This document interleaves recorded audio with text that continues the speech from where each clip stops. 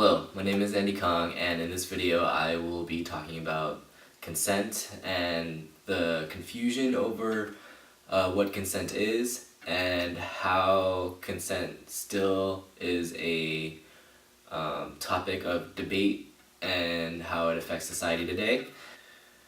We've learned in previous chapters about sexual communication and how it plays in the intimacy of our relationships.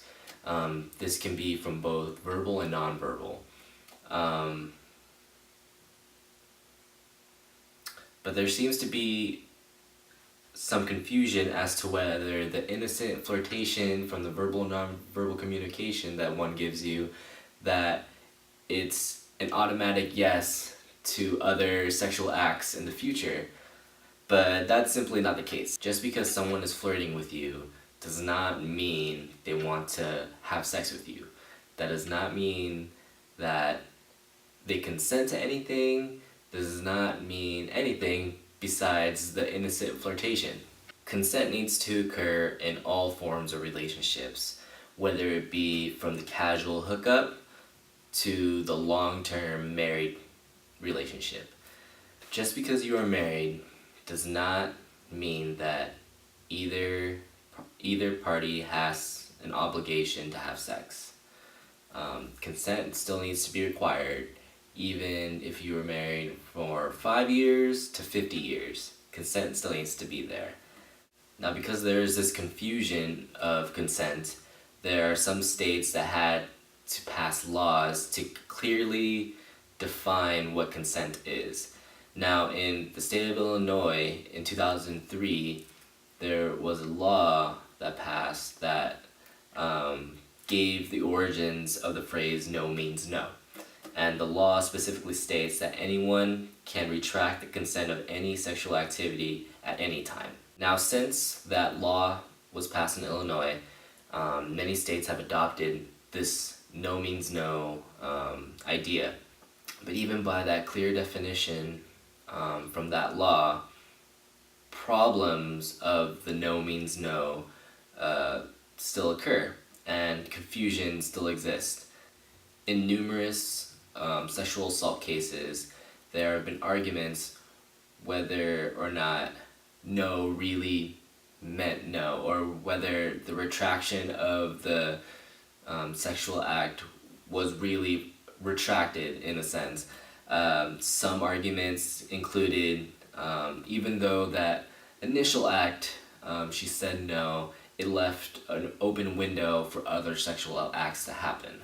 Problems with the "no means no" law is that it's very vague and in its interpretation, and there have been numerous sexual assault cases where arguments and debates occur whether the retraction of the sexual act really did occur.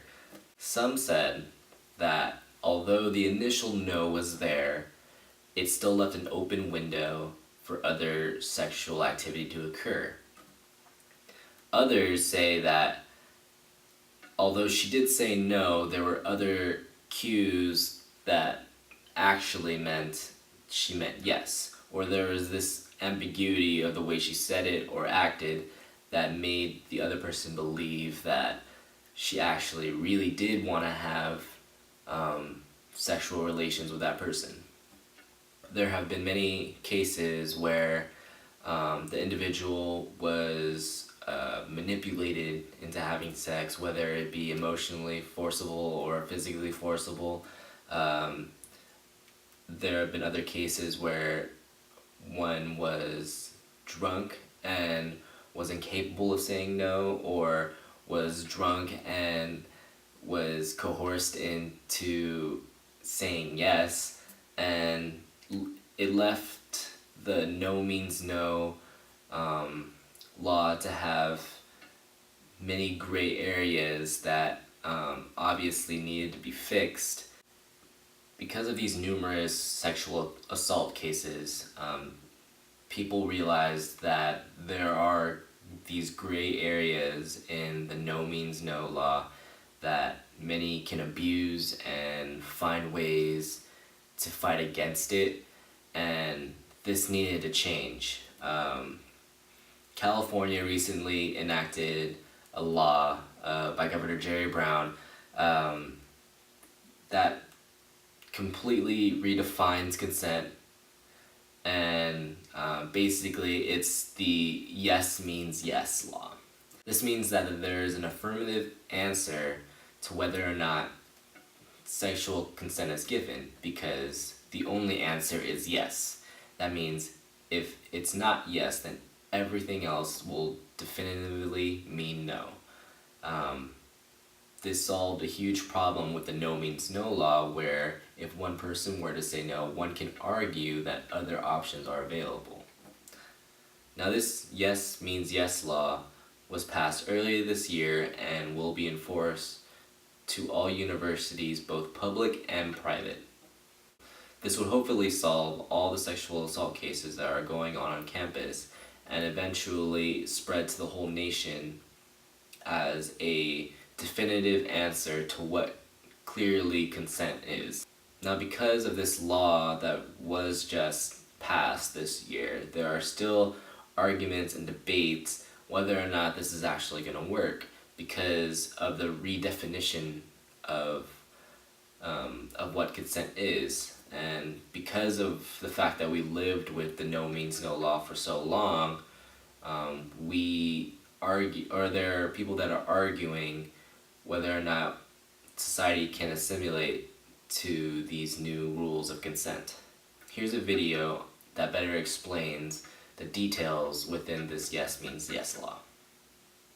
With yes means yes, the definition of consent under the bill requires an affirmative, conscious, and voluntary agreement to engage in sexual activity. As in, the absence of saying no does not equate to consent. In other words, a victim no longer has to say no for he or she to have a valid case. It is the absence of a firm and clear yes that offers a valid case. I hope I was coherent enough in this video. If there are any questions or concerns about this video or about my views, please leave some discussion comments. I would hope that I portrayed myself like I wanted to, but if there are some questions on how I perceive consent and all that stuff, please leave it up for discussion, and thank you.